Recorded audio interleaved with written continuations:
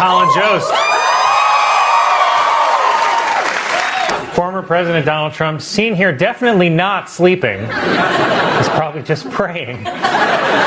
Former President Trump, for the first time in his trial, wrote a message on a yellow Post-it note and handed it to his lawyer while he was making an argument. The Post-it read simply, "Can't pay you." Nikki Haley has launched a series of campaign ads targeting both Donald Trump and Joe Biden called Grumpy Old Men. Okay, but at least they're men.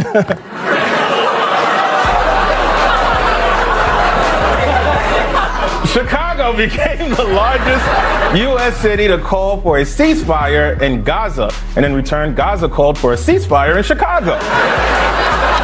Even world leaders who could be making it better are making it worse. For example, former President Trump went out of his way to praise the terrorist group Hezbollah, calling them, quote, very smart. Though, in Trump's defense, he thinks Hezbollah is the genie from Aladdin. Haley also called Trump totally unhinged and called for him to take a mental competency test. And here's some footage of Trump trying to buzz in with his answers. Ding, ding, ding, ding, ding, ding. Pshing, boom. See, he's fine. Hasn't lost a step. Trump did have a slight stumble this week while talking about banks, and he introduced an interesting new term called debank. Nikki Haley received an endorsement from New Hampshire Governor Kristen, which would be helpful if anyone knew who that was. A new report shows that for the first time, the majority of billionaires last year received their fortunes through family inheritance. And not to brag, but I inherited my family's learning disabilities. We're also going to place strong protections to stop banks and regulators from trying to debank you. They want to debank you, and we're going to debank. I don't know what the hell debank means, but he might have to take de-ambulance to see the doctor. New Jersey Senator and most successful member of the Lollipop Guild, Bob Menendez, was indicted on new charges accusing him of accepting bribes from Egypt.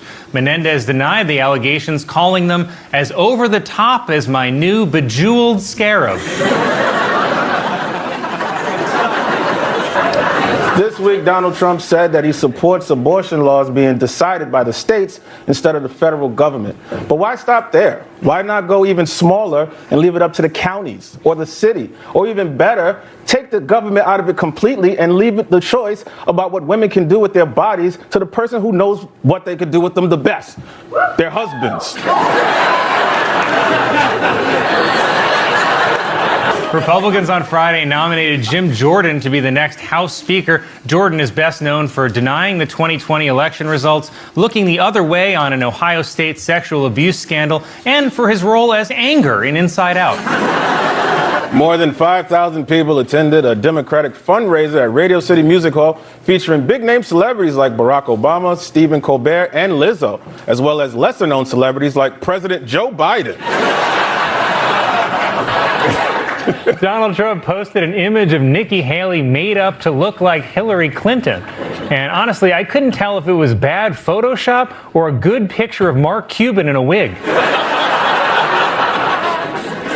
Pope Francis called for a ban on surrogate motherhood, which he says violates the dignity of the woman and the child. Plus, the Catholic Church doesn't want extra kids around while they're trying to quit. Playboy has cut ties with porn star Mia Khalifa after she expressed support for Hamas. See, Lord, I was Googling her for work. In a new interview, Jada Pinkett Smith reveals that she and husband Will Smith have actually been separated since 2016. Ironically, after he suggested that she should star in G.I. Jane 2.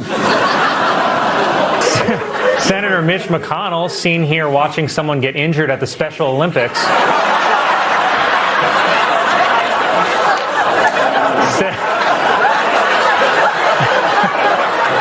said that he is not concerned with threats Donald Trump makes at his rallies to remove him as Senate Minority Leader. In fact, McConnell says the threats make him laugh harder than his favorite comedy show, Dahmer. Ron McDaniel was reelected as chair of the Republican National Committee in a closer than expected vote over challengers Harmet Dillon, MyPillow CEO Mike Lindell, Twitter user CatTurd2, Kevin Sorbo, Kyle Rittenhouse, and of course, Colin Jost. I'm just telling you what happened. Yeah. A public library in Alabama has flagged a children's picture book as potentially sexually explicit just because the author's last name is gay. Though, to be fair, the book is titled Gays Porn for Kids. Senator Mitch McConnell, seen here being told a black woman made a country album,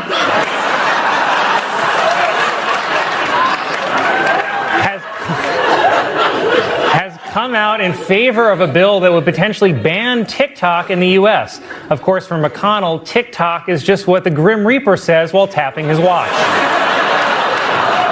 Former president and current reverse mortgage applicant Donald Trump criticized Biden's speech, saying the words are not flowing smoothly out of his mouth. Well, we can't all speak with the same effortless grace as Donald J. Trump. Just recently heard that Saudi Arabia and Russia will repeat. Oh, it sounds like someone just inserted a colonoscopy camera. The FAA revealed that Donald Trump's Boeing 757 clipped a parked plane when it landed in Florida. But the good news is Donald Trump flies around in a Boeing, so...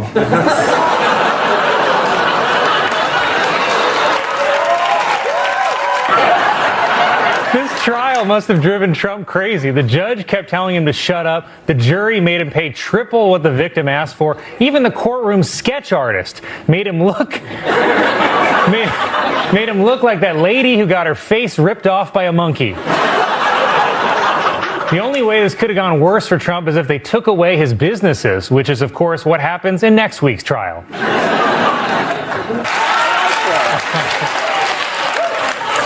Senator Rick Scott, seen here learning that Harry Potter has fallen into his trap, announced that he is running for re-election, promising to finish the border wall and name it after Donald Trump, even though most things named after Donald Trump are complete failures.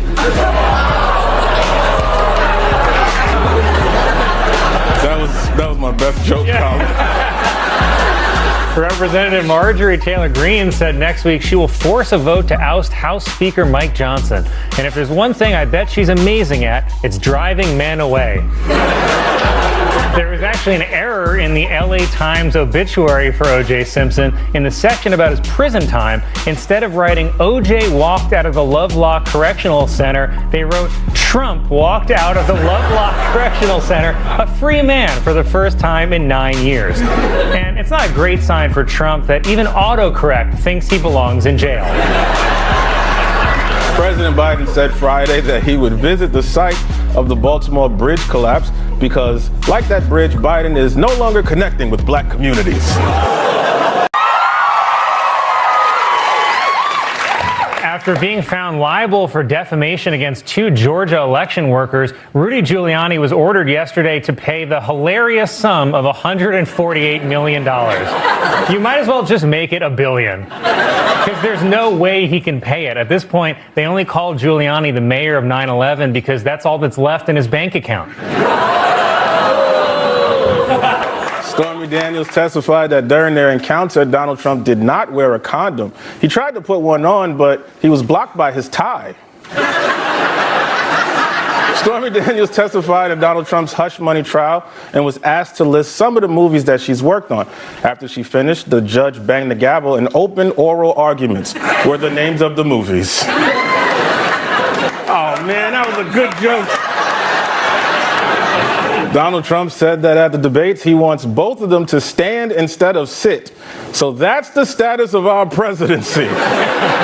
Standing is a feat of strength. I think we can learn a lot more watching them both try to get out of a beanbag chair. Giuliani, amazingly seen here in better times, said during the trial that it was an accident that he attacked the plaintiffs repeatedly on social media, with the judge noting there's a lot of accidents going on. Said Giuliani, oh, you could smell that?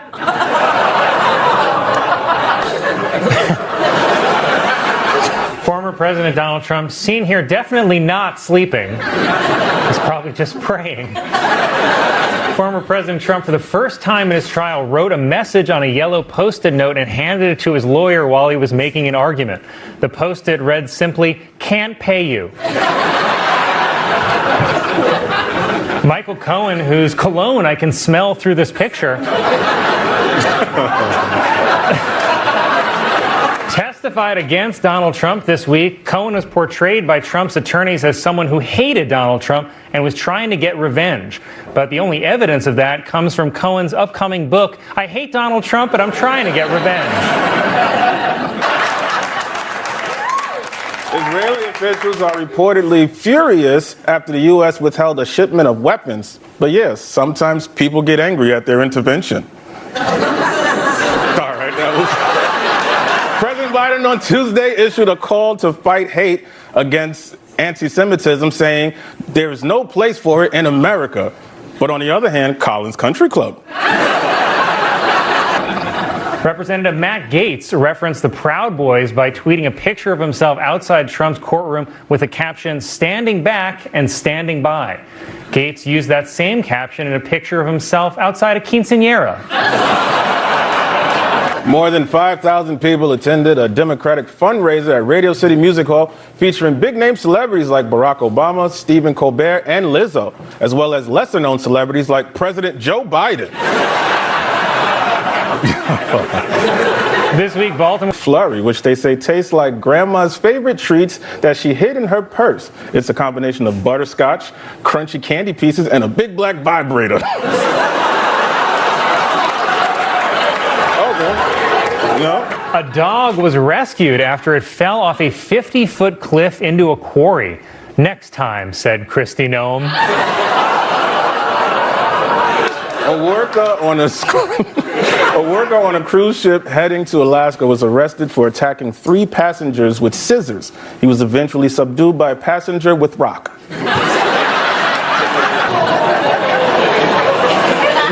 Disney World is closing Splash Mountain to turn it into Tiana's Bayou Adventure after complaints that its Song of the South theme was racist. Okay, but where's the outrage about Disney forcing a mentally challenged dwarf to mine blood diamonds? An upcoming TV special starring actor James Vanderbeek will attempt to raise awareness about prostate cancer testing. It's called Dawson's Crack.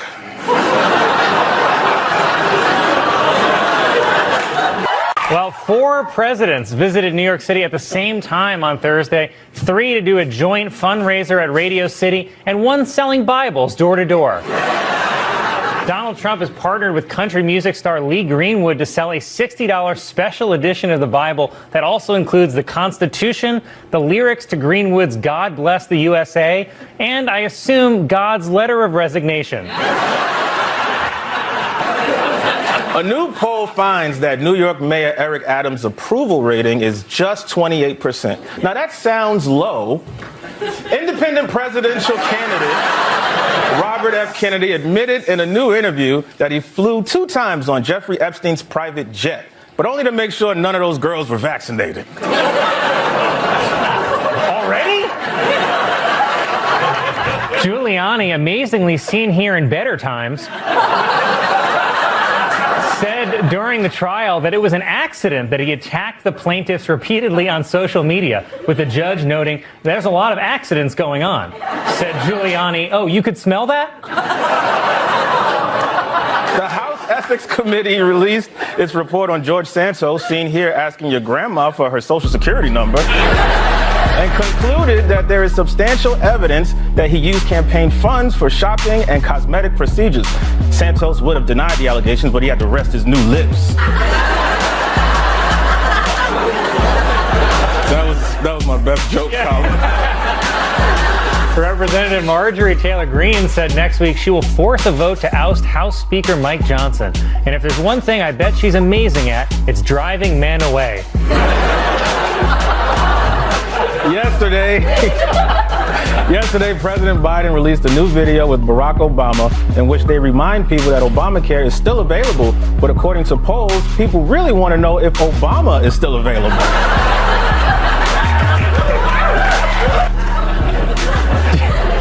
During an interview Elon Musk, who looked like the ghost of a guy who died in a 1950s drag race, was asked if he was anti-Semitic and said that he was in fact philo-Semitic. You know, another answer would be no. One of the founders of the Black Lives Matter movement announced that he is supporting Donald Trump for president. And I'm going to assume he announced it during a traffic stop. On his website, truthsocial. I'm going to guess scam, Donald Trump denied reports that he was so depressed after the 2020 election that he stopped eating, saying, quote, "It was not that I was not eating, it was that I was eating too much." Wow, good save. That's like when a rumor went around middle school that I had peed my pants, and I was like, joke's on you, because I actually pooped them. If convicted, Hunter Biden could be sentenced to up to 17 years in prison, which would be the first time any Biden has successfully completed a sentence. Victor Manuel Roca, a former U.S. ambassador, has been charged with spying for Cuba since 1981. And that's why Cuba is the unstoppable superpower they are today.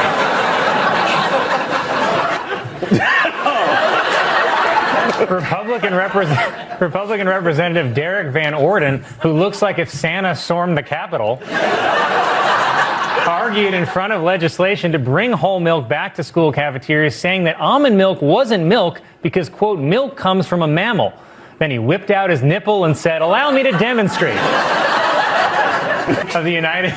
President of the University of Pennsylvania has resigned after appearing to dodge questions about genocide during a congressional hearing on campus anti-Semitism. She will be replaced by literally anyone who knows you say genocide is bad. The whole crazy part is that the whole point during her speech was that free speech on campus should never be punished. And then she was immediately punished for her speech. Oh, man. Officials at Harvard announced that school president Dr. Claudine Gay will keep her job after she apologized for her poorly received congressional testimony in which she seemed to downplay campus anti-Semitism. In her heartfelt statement, Gay said, quote, "Did I do that?" Melania Trump made a rare public appearance when she attended the funeral of former First Lady Rosalind Carter, who died at the age of 96. Melania said that she was deeply saddened to be reminded that your partner can live that long. Elon Musk met with Benjamin Netanyahu this week and agreed that Israel must destroy Hamas. And I think Musk could destroy Hamas almost instantly by becoming their CEO. Nikki Haley received an endorsement from New Hampshire Governor Chris Sununu, which would be helpful if anyone knew who that was. A new report shows that for the first time, the majority of billionaires last year received their fortunes through family inheritance. And not to brag, but I inherited my family's learning disabilities. Tennessee Governor Bill Lee has signed a new law banning public drag performances with a 6-year prison sentence for repeat offenders. As first predicted in the now documentary, Medea Goes to Jail.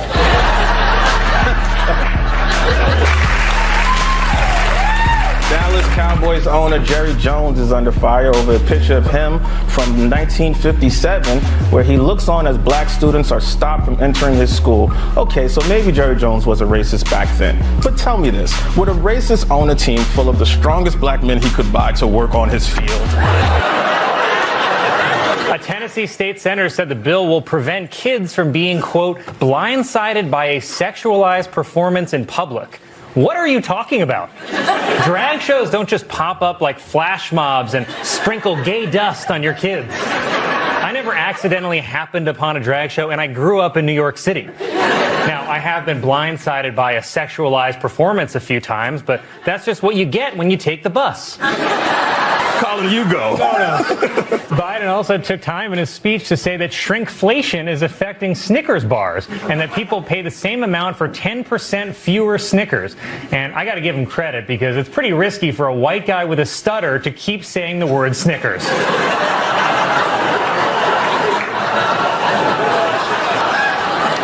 This week marks the 40th anniversary of the classic Michael Jackson album Thriller. And say what you will about Michael Jackson, but he definitely had a huge effect on a lot of people's childhoods.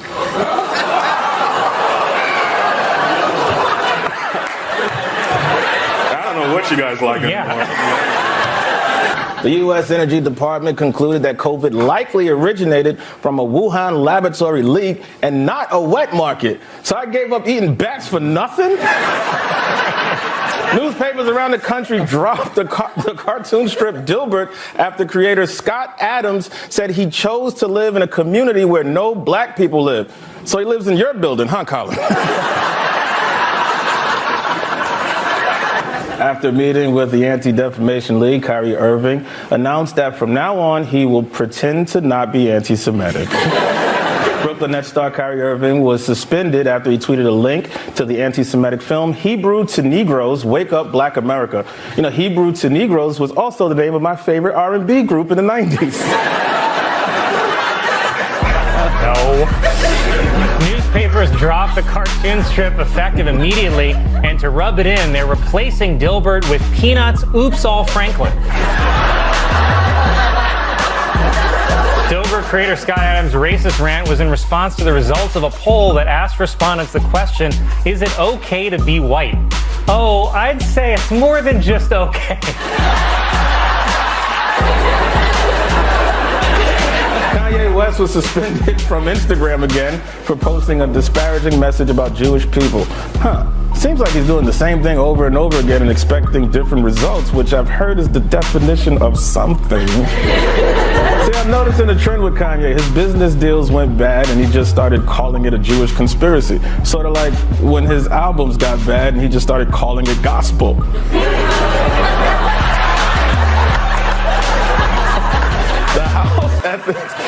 The House Ethics Committee has announced an investigation into George Santos. Well, thank God I'm not George Santos, said George Santos.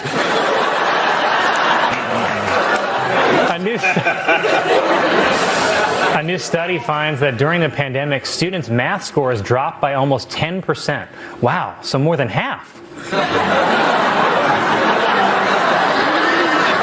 The world's largest timber-towered suspension bridge has opened in Michigan. For now, said beavers.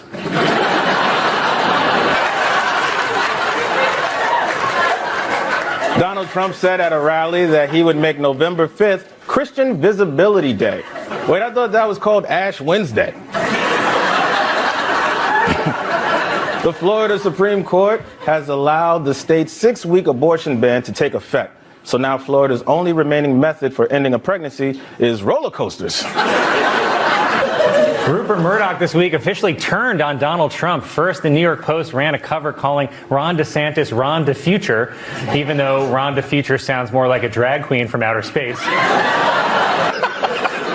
Transportation Secretary Pete Buttigieg visited the site of the train derailment and was criticized for wearing leather dress boots. But give him a break. That's all they had at Baby Gap.